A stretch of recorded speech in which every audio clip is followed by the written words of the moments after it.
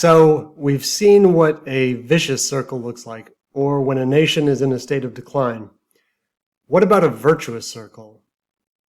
What does it look like when a nation is growing and is maintaining those institutions that are associated with long-term sustainable growth? Now, every dictatorships, fascist governments, socialist, communist, monarchies, they will have short-term growth, but what leads to long-term stable growth is, again, those three inclusive institutions: representative democracy, a republican form of government, some sort of democratic form of government; capitalism, or an economic system based on individual private ownership of means of production, distribution, and competition; and religious freedom. What do virtuous circles look like? And in order to understand this, we need to talk about some definitions. Now, I'm going to be using liberal and conservative, but don't think of it as contemporary liberal and conservative. I know that's very difficult. When most people hear these words, they have automatic assumptions. We're talking about classical liberalism, which is a political philosophy based on protection of individual freedom and liberty. The word liberal means equality. And so political system that is liberal is democratic system. Everyone has a say. An economic system that is liberal is capitalism, because everyone has the opportunity. It is associated with economic freedom, such as free trade, free markets, civil liberties, and the rule of law are incredibly important for a system to work. For example, in a lot of governments in the world, the king or whoever it is, they're above the law. They're allowed to do whatever they want, and there is no rule of law. It's whoever has the most power, they make the laws, and they make it however they want to. And political freedom, such as a democratic government, and freedom of speech and freedom of thought, which you absolutely must have if you're going to have the other ones. If you break down or break away from any of those things, then you start a backslide into that vicious circle. Now, when I say conservative, I'm not talking about contemporary conservatives. I'm talking about conservative in its basic definition, which is a desire to maintain the status quo. Conservative means wanting to keep things the same, to stop change, stop innovation, and so naturally it is based on traditionalism. For our purposes for this lecture, obviously, it is going to be conservative government means an absolutist government, or a government of a monarchy, because that's what most governments are. It means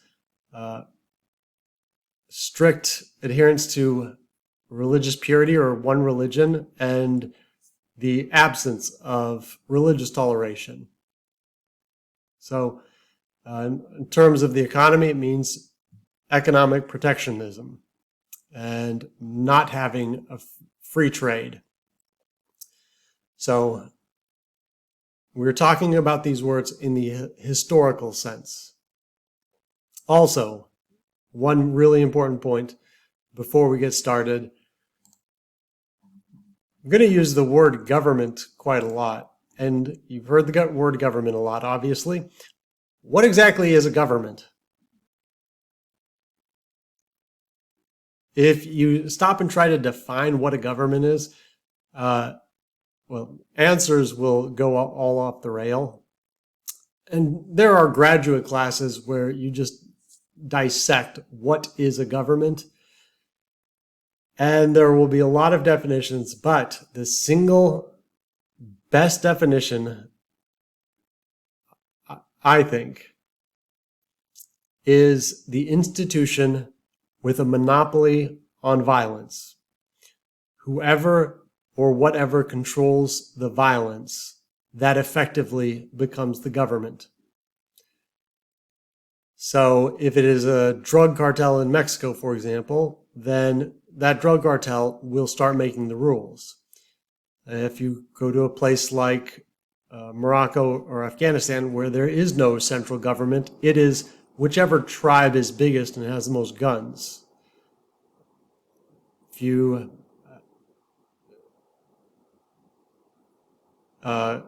like in the United States, the institution of the monopoly on violence in the U.S. is still the U.S. military. It is still the biggest military and the most powerful military in the world, bar none. So if it wants to put down violence, excuse me, if it wants to put down violence, or if it wants to start violence, it can do that. It's that powerful. So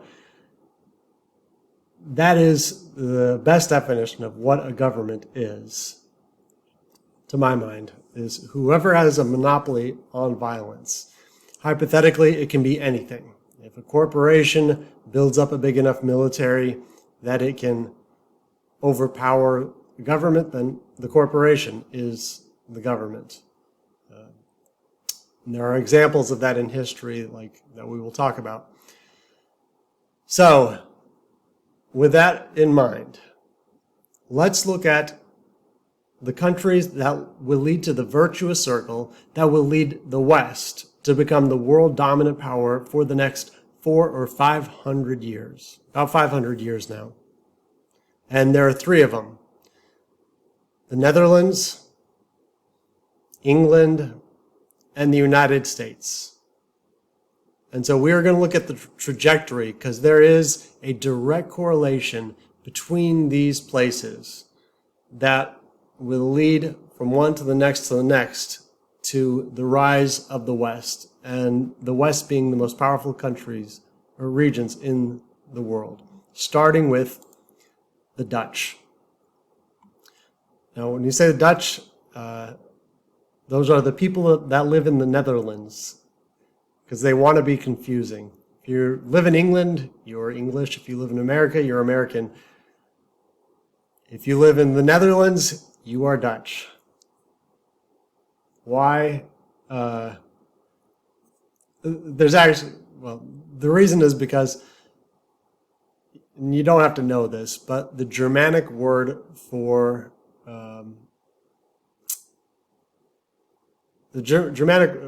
Germany is Deutschland. And so, according to the British, everyone that spoke German was all the same. And so, everyone that spoke Germany were called Dutch, or Deutschland. And then Germans will eventually say we're German, and the Netherlands got stuck with the Dutch. So it's super confusing, but I will be using those interchangeably. Like the Dutch are the people in the Netherlands. Also, some people mistake Holland as the Netherlands, and Holland is the biggest and most important provinces in the Netherlands, but it is not all of the Netherlands. So there are several provinces, and the two biggest and most powerful are Holland. So that's like with New York. New York State has a lot of counties, but when you say New York, everyone assumes you're talking about the city. And Amsterdam is located in Holland, and it's the most powerful city in Holland. So, how exactly did the Dutch create the world's most powerful country? Over the course of the 16th century, so throughout the 1500s and into the 1600s, the Dutch will be able to take advantage of the three of the big revolutions that were taking place: economic and technological revolution, globalization, and the identity revolution, or specifically the Protestant Reformation. So the Netherlands will be able to take advantage of those three things, and in doing so, they will create the first liberal revolution in history. And by the first liberal revolution, I mean, again, classical liberalism, which is they will create the first liberal government, the first republican government that we had seen since the Roman Empire. And there have been little tiny ones other places, but they were all very, very small. So they'll create the first liberal government. They'll create the first market and commerce-based economy. It's based on trades and markets, and they will have individual rights. Now, we had seen examples of some of those in other places, but not all three together. And by individual rights, of course, religious freedom and toleration for religious minority groups. And it's because of those three things that by 1600, this tiny little province called the Netherlands was the wealthiest nation on the continent. And importantly, it had the highest per capita income. So there were other places in the world that might have been richer overall, but the majority, or Netherlands had the most people in its society that were doing better. That's what I mean by per capita income. So it will develop those institutions. Now, how exactly did that happen? And really importantly, which will be true of every single one of the countries we're talking about, geography. Geography is a fundamentally important reason all of these countries will become the world economic power for a time. And it's specifically because it was actually not a great place in terms of land. It was the fact that it was a very bad place in terms of land, in that there is not a lot of land. The Netherlands is very small. It's very marshy, and it's constantly prone to flooding. So there's always like too much water. So because of this, the people of the Netherlands had to work together to create a system just to live and just to survive. And they had to constantly be working on it. And there's a lot of things they would do to deal with it. But a big one will be the creation of dikes. And then they will actually add land, or add earth, and make the Netherlands into a place that had more land. That's why there's a very famous saying, God made the earth, but the Dutch made the Netherlands. It's not an exaggeration. That map is a picture of what the Netherlands looks like, and a picture of what it would look like if they had not actively created more land. So they will use a lot of technology, advanced technology for the time, and a lot of effort to create more land in the Netherlands. And this is really important. So the geography of it is so important in how it'll develop for a lot of reasons. But first and foremost, it will create a very decentralized political system. So power in Denmark is very decentralized. There's not like one place that has all the power. And this will be a strength, but also in the long term a weakness. So the majority of Europe, it is rural. Most people are farmers, because in most of Europe there's huge plots of land that are controlled by a monarch or some sort of leader that usually lives in some capital city like Paris. And the land is worked by the peasants. In the Netherlands, it's different. Netherlands are a collection of towns. And because it took so much effort to manage the water system, manage the flooding, and reclaim the land or add to the land to make the country bigger, it required everyone to work together. So power will be much more diffuse. So there is no one individual or even one organization or institution that has all the power. It's balanced between city governments, provincial governments. There's a province, which is the equivalent of a county in the United States. And then you had city governments, provincial governments, but then you also had merchant associations, guilds, or people of special trades. So you had all these balancing institutions that all had to work together.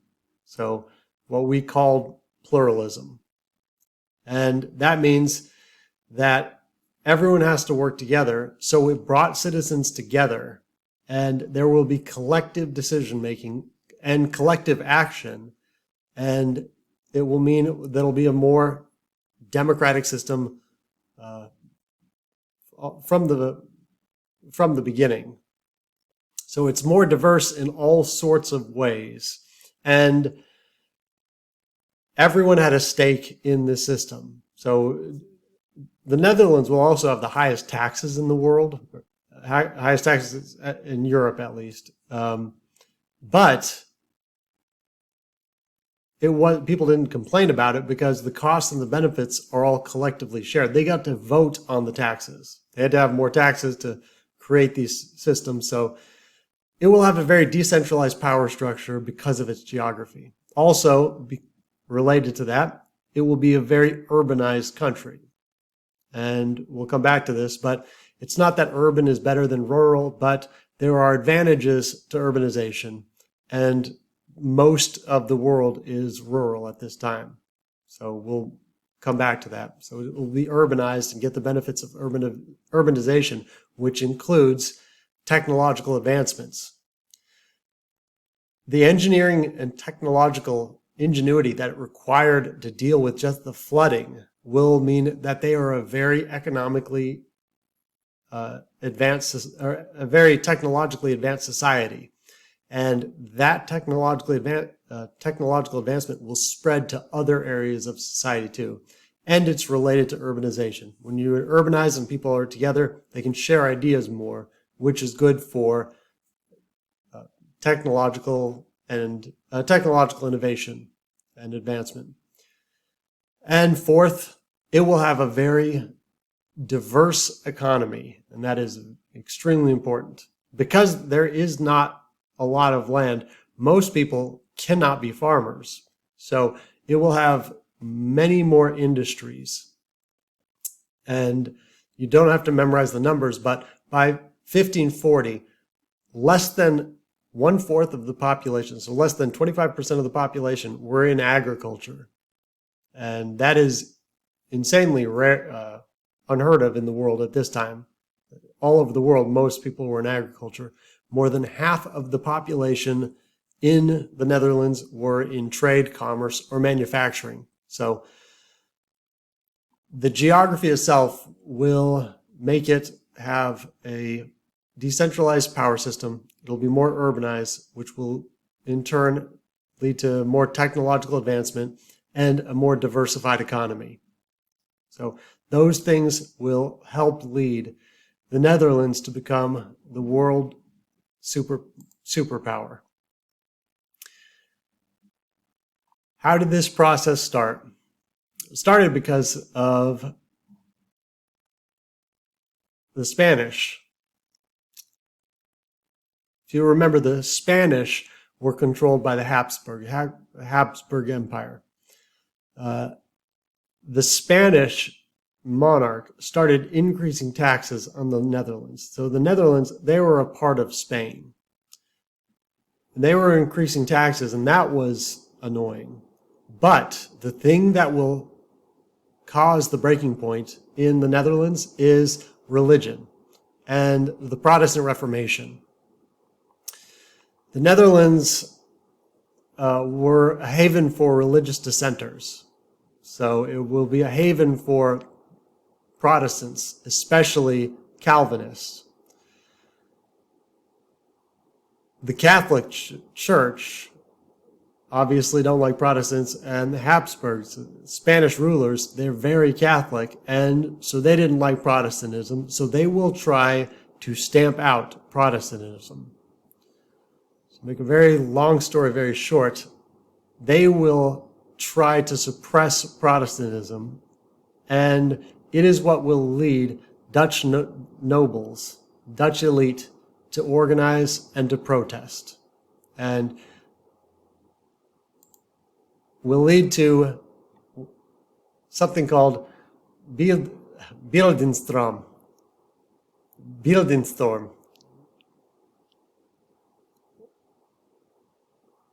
Dutch and German words are so fun to say. Attack on the images. It was Protestants, Calvinist mobs, destroying Catholic property and destroying Catholic churches, destroying Catholic images. Now, when the Calvinist mob did this, obviously really pissed off the King of Spain, Philip II. So Philip II will send in troops and send in an imperial force to put down the rebellion and to enforce Catholic Church dogma. So they're going to enforce Catholicism on the people of the Netherlands. And to do this, he will send a guy named the Duke of Alba, and the Duke will establish a tribunal or a council that would try anyone that was suspected of rebellion or heresy, not believing the right things. And this will lead to thousands of deaths and thousands of people being executed, and even some important people in the Netherlands, some important leaders. This will especially unite a lot of the Netherlands. Not all of them, but it will unite a lot of the people in the Netherlands. So even people that were somewhat indifferent when this happened, it will unite the people of the Netherlands, and they will create the Union of Utrecht.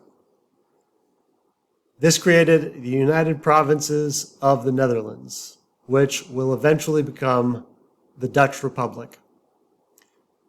Now, this wasn't all of the Netherlands. The southern part, which you don't have to know this, but the southern part was called Catholic Netherlands because they will stay with Catholic Spain, and they now comprise most of modern-day Belgium. But this marked the moment when the Dutch declared independence from Spain. And they will declare independence from Spain. They will create their own government. And when they create their own government, so they'll create the Dutch Republic, it leads to two great trends of modern governments. First, decentralized pluralist power. So it's a pluralistic political system. There are a lot of groups, and power was from the bottom up. And this is insanely radical and revolutionary at the time. Since the Roman Empire, there had only been top-down governments. It's a monarch, it's some sort of a ruler. This is a bottom-up government. And it is a revolutionary concept at the time. And it will be so bottom-up that there's actually a name for it. It's called a confederation. And you've probably heard that word before. Confederation is a government. So the United States, we're a federal system. There is a federal government on the top, then there's state governments. State governments create their own laws, their own constitutions, their own taxes, their own voting systems. But the federal government has ultimate authority. In a confederation, that's reversed. So there is a federal government, but there are also state governments, and state governments have most of the power. Or in the Dutch's case, it is provincial governments have most of the power. So that is called confederation government. It's what the European Union is now. And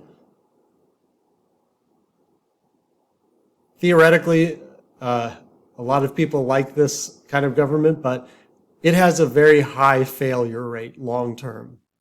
The very first Constitution of the United States, Articles of Confederation, didn't work. Confederate States of America didn't work. So Confederation governments, there's a very long history of it not working well, and it will cause problems for the Dutch. The way they created this government was through their legislature. So they will have a legislature, and it's called the States General. States General had representatives from all of the provinces. So all the provinces sent representatives to the States General. So it's their legislature. And what's really important, though, is sovereignty and power is still rested with the provinces. So each province had one vote, just like the Articles of Confederation will when that's created.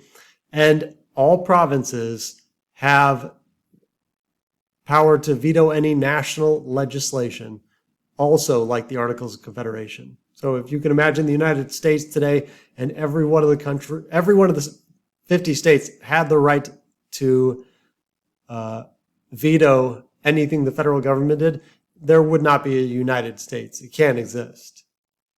So this was a very decentralized system. All the powers were in the province. And even Holland, the most important province, the biggest province, the home of Amsterdam, that provided 58% of all tax revenue to the country.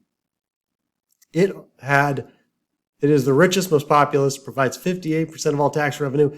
It has equal power as every other province. It still has the same amount of votes, same amount of power. And so that tells you how decentralized the system is. So even bigger, more powerful, more important provinces don't have more power. So there is a federal government called the States General, but most of the power lies in the provincial governments. The provincial governments are called, I'm not even going to try to pronounce that word, well, Roadshap?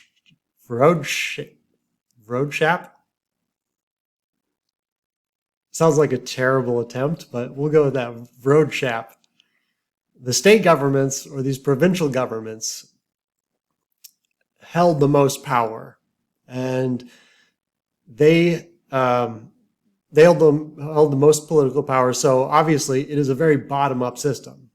Individuals in the provinces voted for their representatives in the Roadshap. That sounds worse every time I say it.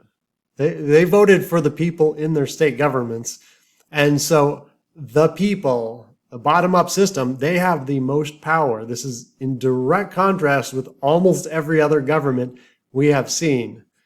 Every other government in human history, save some like tiny, small, random ones and like some native tribes, but it had been well over 1,000 years since we had seen something like a bottom-up form of government at any scale. And each province was led by a guy, an individual leader or elected official known as the stadtholder. Sounds more right. So this is an elective position, and it is a single individual. But most provinces were appointing the same people.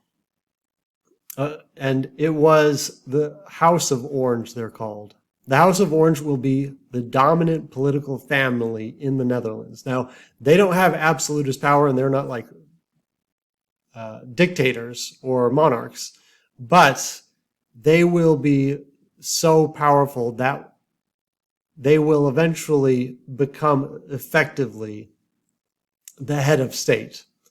And like several provinces would elect the same person sometime. And during the Dutch rebellion, the person that was really important in establishing them as the most important family was a guy named William the Silent. It's William of Orange, William the Silent. He is called the father of the fatherland. He was a wealthy noble that he served with the Spanish Habsburg Empire and was a governor in Spanish Netherlands.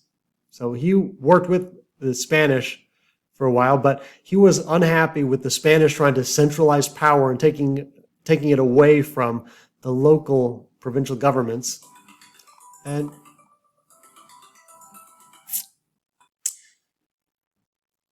so William the Silent, or William of Orange, was a good governor of Spanish Netherlands, and the Spanish thought they could control him. But once the Dutch Revolution broke out, then he became unhappy with what the Spanish were doing, the way they were centralizing power in Spain, taking away power from the local governments, and especially the way they were persecuting Dutch Protestants. So because of all this, he joined the Dutch uprising and became the most influential and politically important leaders of the Dutch.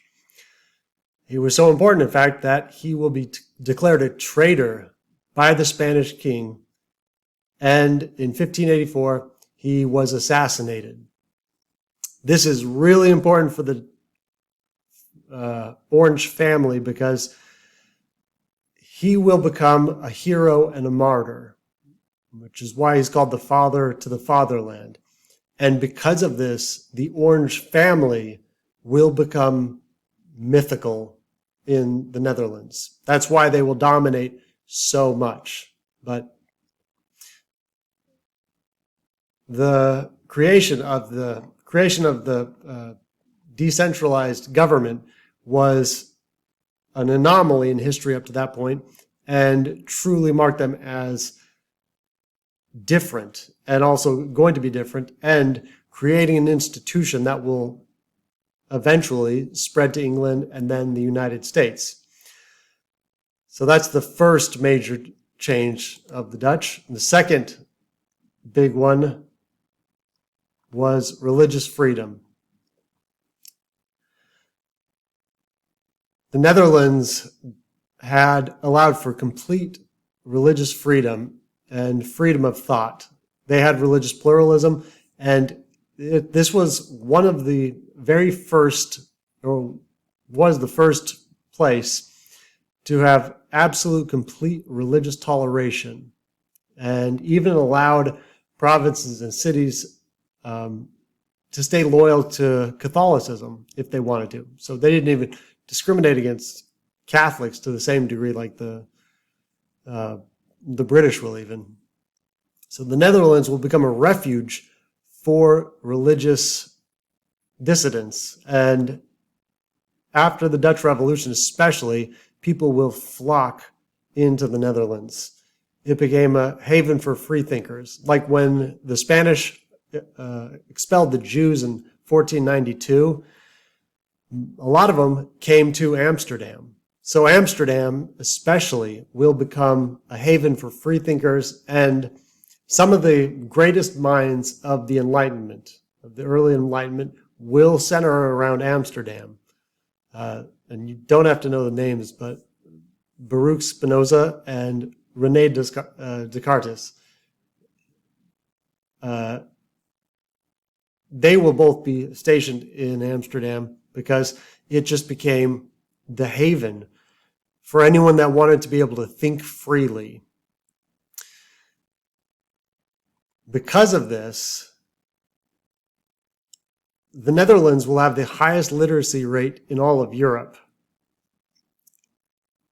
They didn't have censorship of any kind, which is not true in most monarchies and most dictatorships. And so they will have the highest rate of literacy, and high rate of literacy, high rate of education is always associated with a good economy and also advances in technology and innovation. So all intellectual minds saw the Netherlands as this haven. And so that's where they would flock, which would have very profound consequences.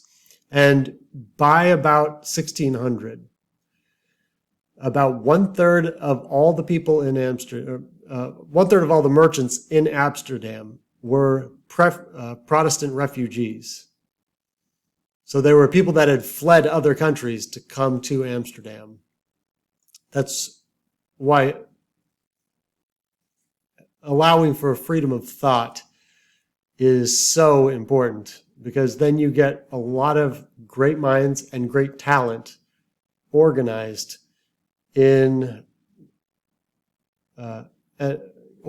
especially in cities, which had profound effects. As mentioned before, the Netherlands became one of the most urbanized places in all of Europe.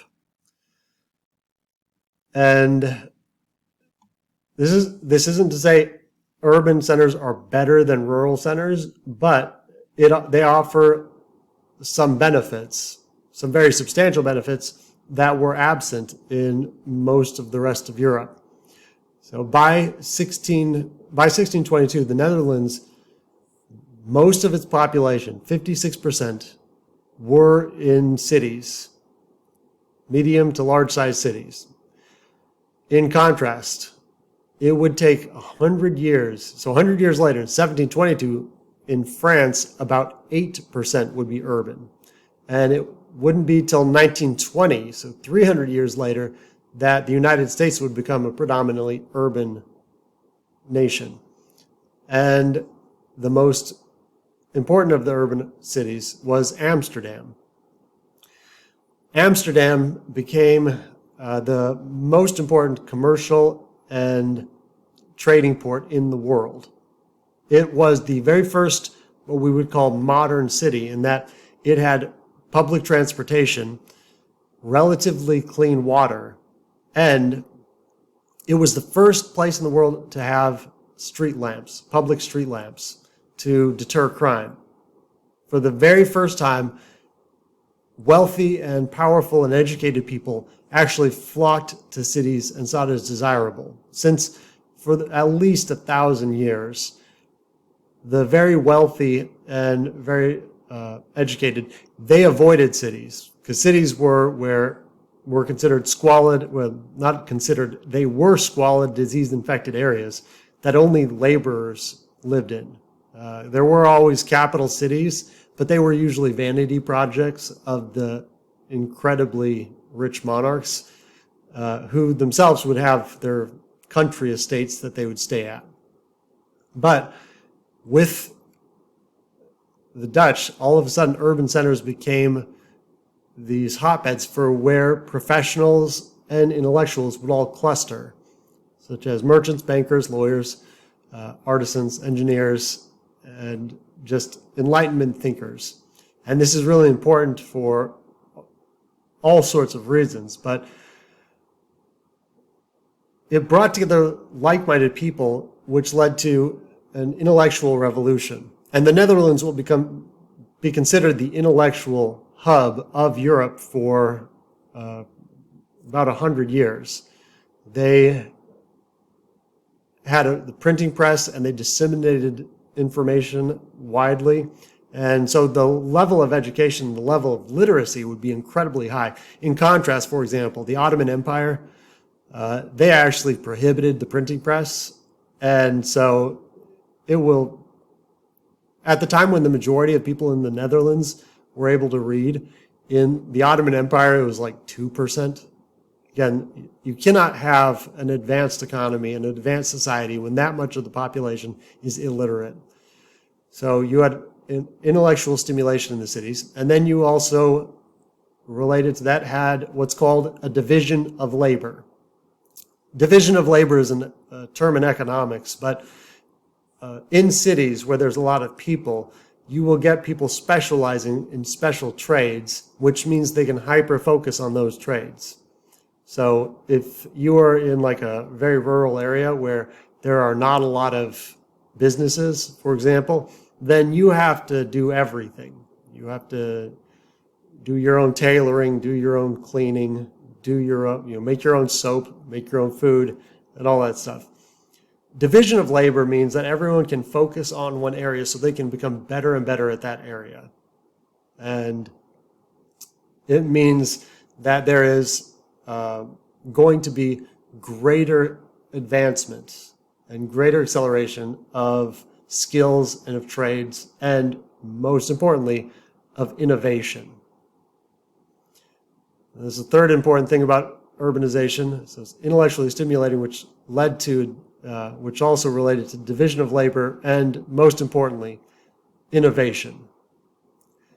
The Netherlands will be considered the most technologically innovative society in the world. Other countries and other countries' leaders would send people to the Netherlands to study. The Russian Tsar would actually come to the Netherlands himself to study their methods and their society, to see what a modern society looked like. So it was considered the hallmark of an advanced society. And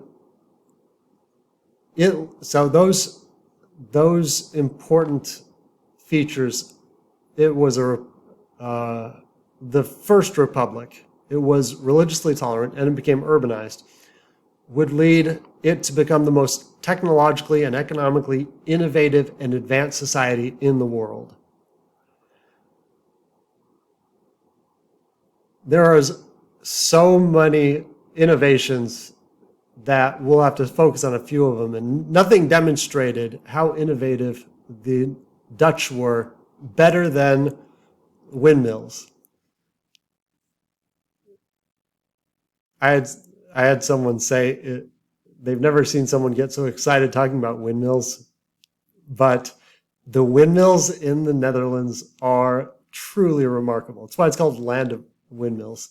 And they also built dikes, which were important, but the windmills in particular were so important to the development of the Netherlands becoming such an economic power, because for one, they pumped water out to create arable land. So 2/3 of the land was vulnerable to flooding. The windmills were the early pumps to pump the water out. So it made the land usable. So they were vital for that. But more importantly, well, equally importantly, it's just a form of energy production. So the wind turbines are creating energy, just like wind turbines do now. And it was an early form of energy production. It is part of an energy revolution. So, later energy revolutions will be like the steam engine, and especially gas and oil. But windmills were an early one that were absolutely vital to the Netherlands becoming such a world power, because and this is really important, since from 1500s to the present, the country that is able to adopt and adapt to an energy revolution will be an economic leader in the world. And so it is something that is vitally important all throughout history, is who can tap into the new energy revolution that is taking place. Right now, the United States is middling, I guess you'd say, in terms of how it's adapting to our current energy revolution. But the Netherlands, they really took advantage of it. And they would be able to use it to windmills, so again, pump water, ground grain, but arguably most importantly, well, the pumping was the most important, but the sawmills, they used the windmills to become sawmills so they could produce lumber.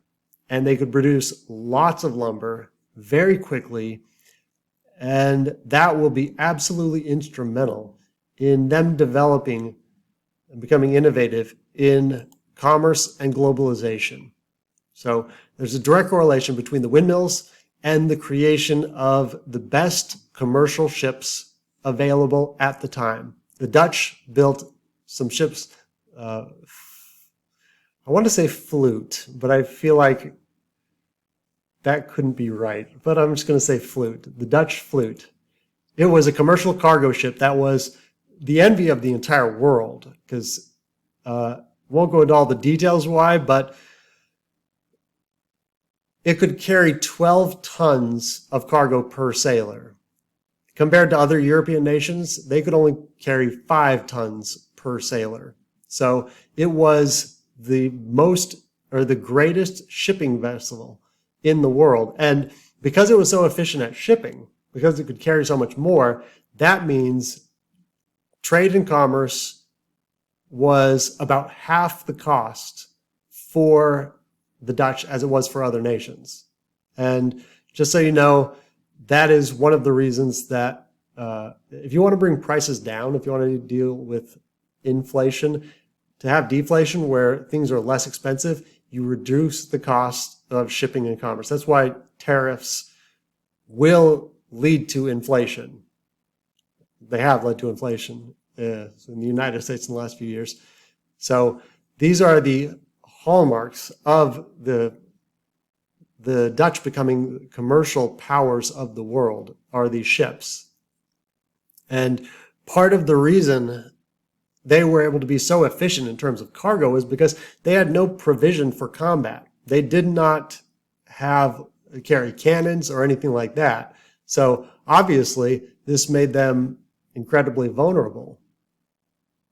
But, this is really important, all that lumber that was being created was also used for the Dutch Navy. And the Netherlands will have the largest and most powerful navy in the world. At its height, it had some 2,000 ships, more than England and France combined. And that navy would act as the escorts for the flutes, the cargo vessels. So the Dutch Navy, although there was some conquering of foreign lands like the Spanish and the Portuguese, the main purpose of the Dutch Navy was to enforce open trade. So we've talked before about how protectionism, isolationism, or trying to close your economy to the world, that does not lead to economic prosperity. That does the exact opposite. The Dutch would use their navy not only to trade, but to enforce open trade and to enforce globalization. That's how they were able to take advantage of globalization, which, again, is absolutely fundamental in a country excelling. And there are a lot of important points to this. The Dutch commercial vehicles and the Dutch Navy, two in particular. One, it's called a public-private partnership. Public means owned by or government controlled. Private means individual controlled, private citizen. And this is why when people say government is bad, that is factually incorrect. In order for a capitalist economy to work well, there has to be a good balance of public and private working together. So governments absolutely 100% can be terribly oppressive and awful. Throughout most of human history, they are.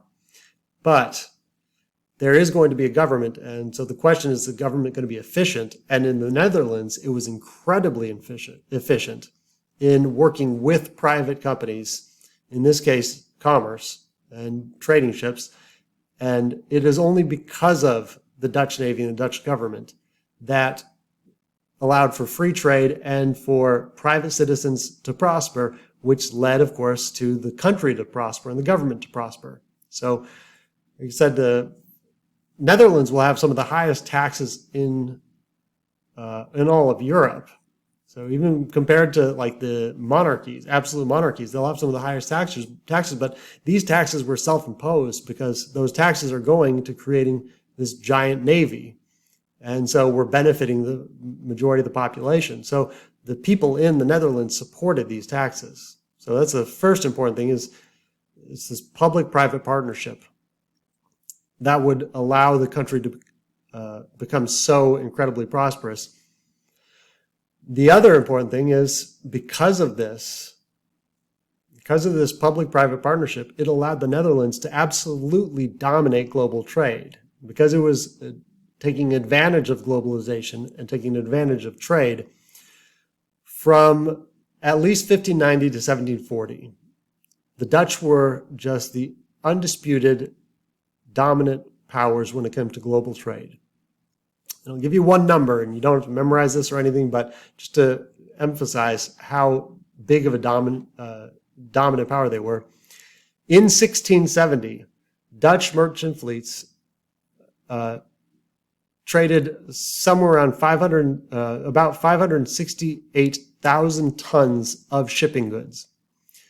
This was more than France, England, Scotland, the Holy Roman Empire, Spain, and Portugal combined.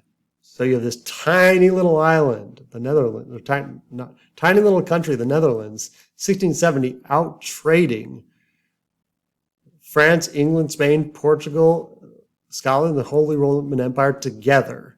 That is insane. That's how their economy was able to thrive. So there was innovations in technology and shipbuilding, and it allowed them to be the dominant economic power.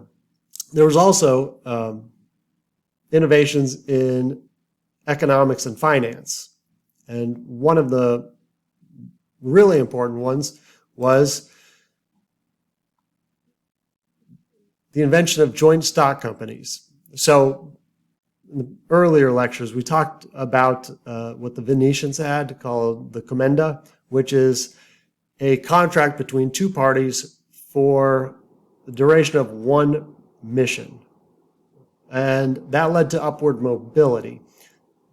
The Dutch will accelerate that and advance that with the joint stock company. So joint stock companies, they are like the commendas, but on steroids. So joint stock companies are fundamentally important to understand and know. It is a private company, so it's in the capitalist system, and it is created by selling stocks in a joint venture or a company even. So it's not unlike the commendas, which was a single trade mission. This could be a single trade mission, but more often it was a series of trade missions, or it was a permanent company. And there were all sorts of joint stock companies. For example, in the Netherlands, one of the most popular ones were pirates. A bunch of people would pool their money, and they would hire a ship, a captain, and a bunch of men to go out and act as pirates against Spanish and Portuguese ships bringing gold and silver back. And the Netherlands did a phenomenal job at piracy. So the joint stock company, though, it was incredibly innovative, and in terms of businesses. And the most famous of them was the Dutch East India Trading Company, supposedly one of the most wealthy companies in human history. Dutch East India Trading Company was created by combining several smaller companies. It was the first multinational company. And it is, again, supposedly one of the largest commercial enterprises in human history. In history to that point, definitely. But relative to the size of the world population, it's supposed to be one of the largest in human history. Dutch government provided a monopoly to the Dutch East India Trading Company to not only trade in India and Asia, but also to conquer territories and levy taxes there. So, again, joint stock companies could not function properly without a functioning government. And the same is true today. You cannot have businesses work properly without a functioning federal government. The Dutch East India Trading Company will essentially it'll have a bigger military than some countries. 40 warships, 150 trading ships, 10,000 soldiers, 20,000 sailors, 50,000 civilian employees. So this is an early corporation. And it is instrumental in leading to an advanced economic system. So the world is going through an economic revolution at this period. It's called the commercial revolution, where the economy is trade and commerce. We'll come to this later. The next economic revolution will be the industrial revolution. And that is when the United States will eventually become the world power. And as mentioned in the introductory video, we are going through another economic revolution today, which is a knowledge and services and digital revolution. So the Netherlands were the ones that were able to take advantage and innovate during this economic revolution. And the the joint stock companies in general were instrumental to that. Dutch East India Trading Company is an example of that. And it is a really good example, especially because it was the first company in history to sell shares to the general public in order to raise money. So it's the very, most, there have been previous examples, but the previous examples, they would sell, get a bunch of really, really rich people together and they would pool their money. The Dutch East India Trading Company is the first to sell shares to the general public. So anyone can be a part of this company. So it was on what's called the open market. So selling shares, or what today we call stocks, to the general public in order to raise money. And so the Dutch East India Trading Company will be responsible for the creation of the first stock market, the first stock exchange in world history, the Amsterdam Stock Exchange. Obviously, this is the precursor to our modern day stock exchanges. That's all the stock market is. Well, I say all. It's a lot more complicated now.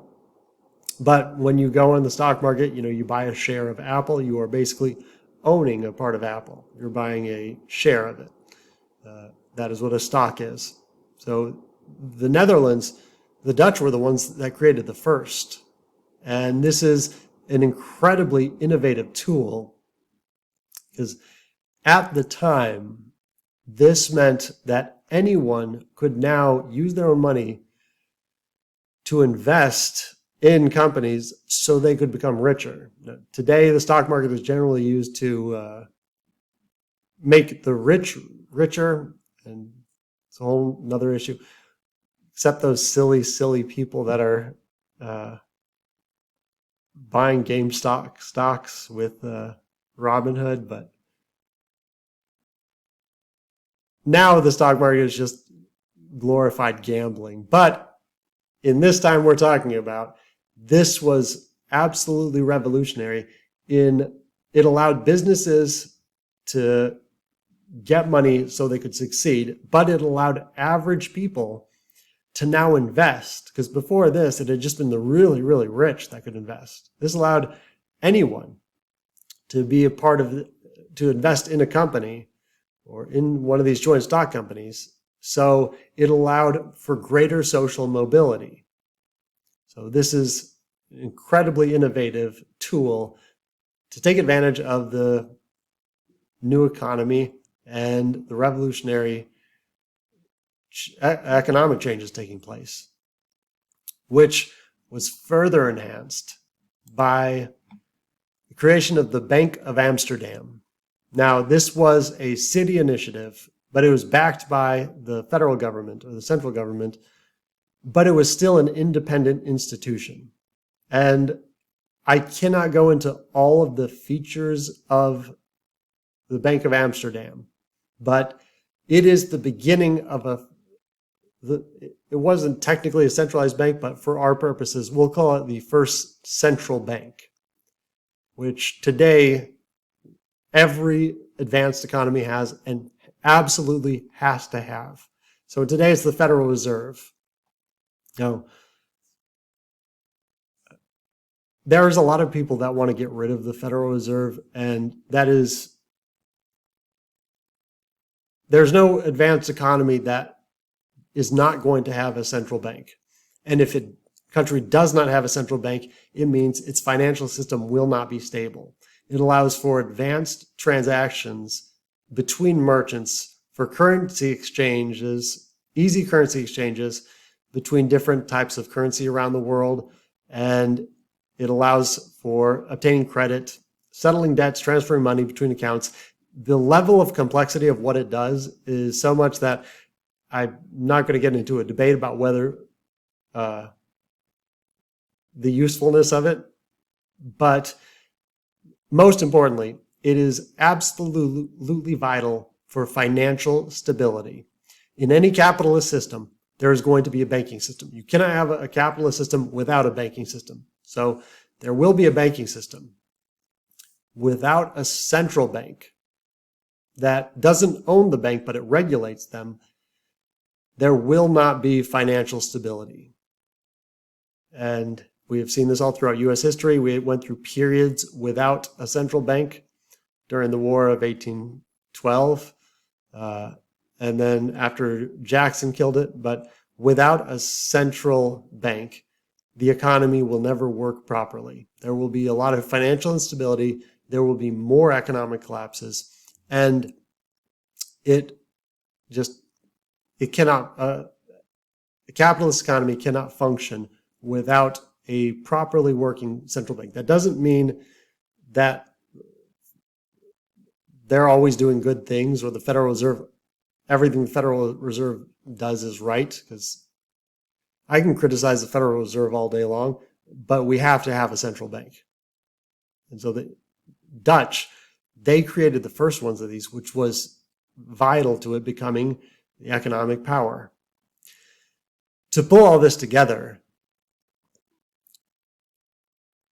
the Dutch will create the most pro-business culture in all of Europe and the world at the time. And it's not that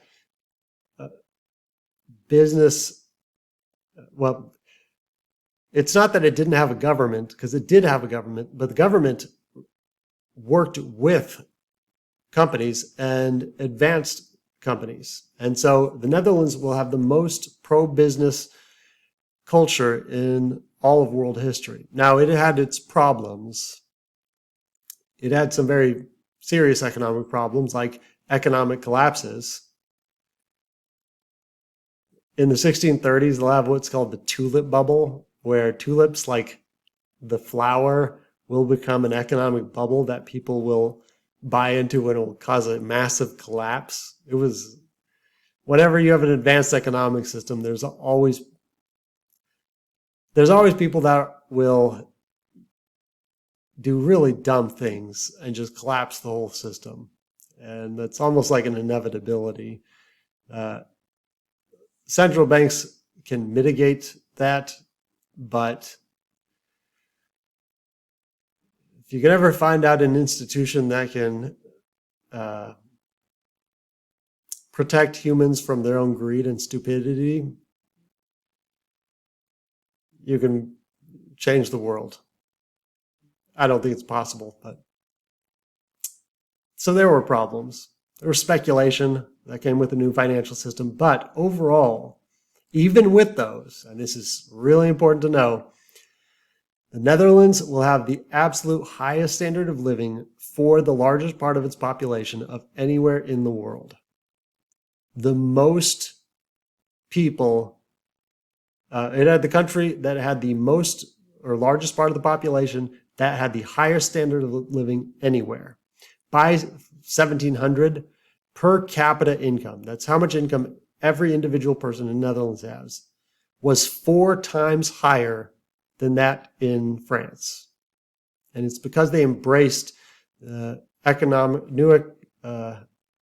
embraced the economic and technological revolution, and they embraced the social change. They embraced the change, and so it will lead to the greatest economy. Now, this makes it sound like it's all sunshine and roses, but obviously the Netherlands had its problems. And these problems are going to sound very familiar. A lot of them stem from the fact that the rapid change that that they were adopting in the Netherlands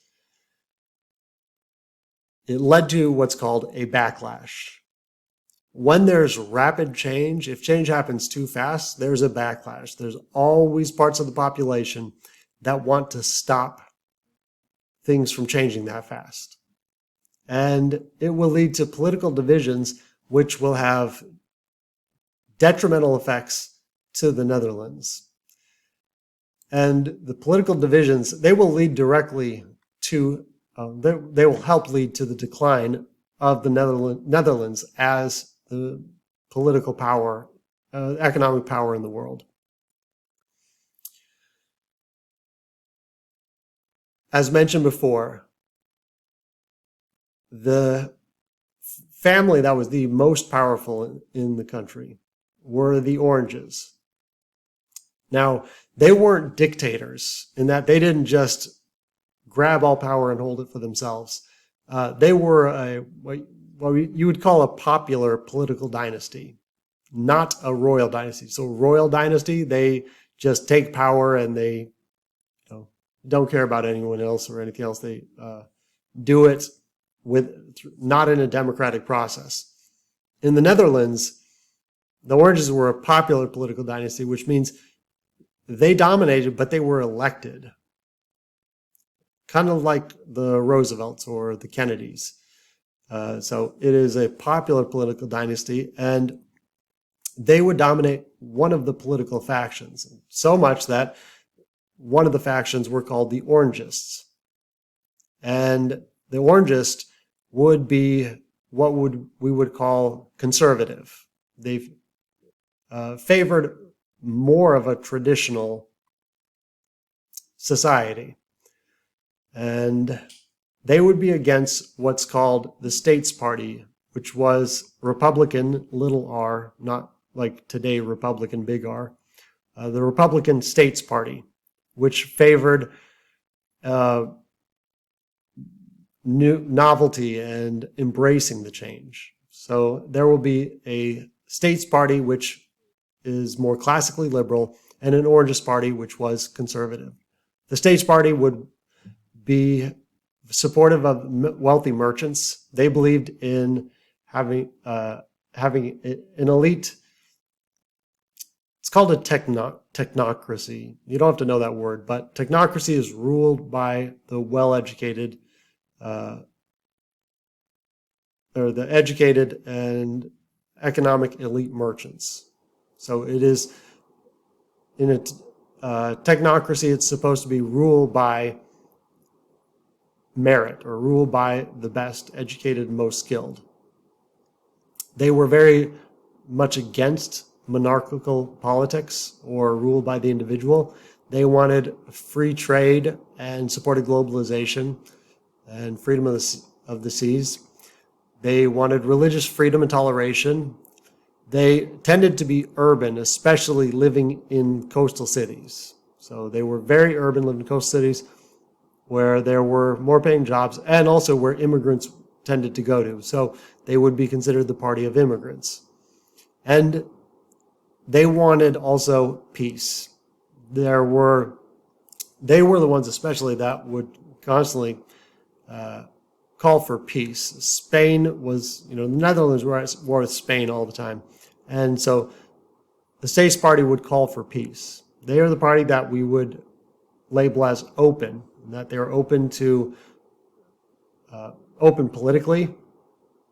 They want the parliament, the Estates General to have most power. They are open religiously. They're open economically, open trade, free trade, and open to immigrants. They are more inclusive and more plural. So they are what we would call classical liberal. The Orangists were conservative in that they wanted a more traditional type of economy. They wanted a more hierarchical economy with more power in the stadtholders or those individual elites in the provinces. They wanted strict adherence to Calvinist doctrine. So they were for more religious purity. They wanted trade protectionism and a more economically self-sufficient and independent country. And they tended to be more rural. And there's a very good reason for that. Rural areas in the Netherlands depended on military spending. So the government would spend money on military fortresses and garrisons, and those fortresses and garrisons would then make rural economies work and function, or would provide a lot of the money to the rural economies. So in both instances, it's just both sides looking out for their economic interest. So fundamentally, you just say they were both selfish in their belief system. But because they depended so much on military spending, they were also more in favor of war. And they will be very traditionalist. And harken back to the good old days. And the current conservatives, in this case, the Orangists, they would get their way. The Orangists will end up, and obviously it took a century for this to happen, but they will end up getting their way with the help, not direct help, but because of, I should say, the King of France. It was called the Sun King, Louis XIV. Louis XIV was obviously an absolutist. So absolutist kings, they're dictators. They are anti-republic.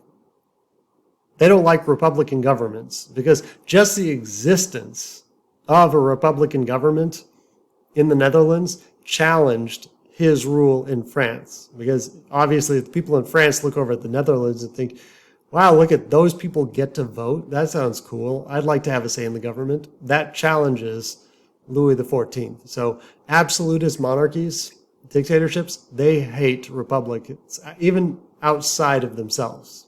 So they are anti-republic all over the place. They are anti-tolerant. So very much did not believe in religious freedom. Louis XIV would oppress French Protestants, called Huguenots. And he would, because of his oppression, more than 150,000 French Protestants would leave France. And guess where they went? Amsterdam, of course. And he also was against this new commercial revolution taking place. Why? Because commercial revolutions lead to wealthy traders and wealthy merchants, which when they become wealthy outside of the nobility, then they're challenging the nobility. So Louis XIV would be so much against everything the Netherlands stand for that he will attack and invade the Netherlands to demonstrate the power of absolutism. What's called the Rampjaar, or the disaster year of 1672. This is the beginning of the Franco-Dutch War. France will overrun the Dutch Republic, and they will overrun it pretty quickly. France was overwhelming the Dutch, and the army was so much bigger that in order to stop the French invasion, the Dutch will actually intentionally break their dikes. So what you were seeing there is they broke the dikes that were stopping the water from coming in, and all of a sudden they would flood their own country. So they would destroy tons of their own land. And it was successful. It stopped the French invasion because all of a sudden now you have these huge bodies of water that stopped the French military. But obviously it was successful at a terrible, terrible cost. This will discredit the States Party, the party that was for peace and free trade. This would completely discredit him to the point that some of the States Party's leaders in the provinces were actually lynched and executed and tortured in some cases. And the city governments would be taken over by Orangists. So the Orangists that were opposed to Republican government, they would take over. And there is an important lesson here. A Confederate government that does not allow enough power in the central government has inherent weaknesses, and that is one of them. There was not enough strength in the central government in the Netherlands to deal with a military invasion effectively. So it's a very unpopular thing to say, but in the case of a crisis, you need someone that's just going to take charge. And they didn't have that in the Netherlands. So they had to resort to the absolute worst tactic, and it had a terrible cost, but it would lead to the Orangists taking over at all levels of government. So the Orangists would take over, especially William of Orange. This is the great-grandson of William the Silent, or the father of the fatherland. And this is so vitally important to know. William of Orange will take over in the Netherlands, and this will mark the end of the Dutch Golden Age. Amsterdam no longer dominated European trade and finance after this. And Amsterdam, or the Netherlands, will no longer be the safe haven for persecuted people that were religiously persecuted and refugees. So this marks the Netherlands are still a very economically powerful country, but this marks the end of the Dutch Golden Age. Now, Louis XIV, though, he will make a big, big mistake. He let William of Orange claim power. So William of Orange, 22 years old, would be allowed to take control or become the king of Netherlands, take control of the Netherlands. And Louis XIV did this because he thought, well, William of Orange was conservative. He was leader of the conservative faction. And Louis XIV thought that he would be very conservative and he would be an obedient puppet. But, super important, he was conservative relative to the States Party in the Netherlands. Compared to Louis XIV and absolutist monarchies, he was very, very liberal. So he was conservative relative to the two factions in the Netherlands, but very importantly, he believed in the power of the legislature and in religious toleration. Louis XIV allowing William of Orange to not only stay alive but take control in the Netherlands will lead to the next great power, England.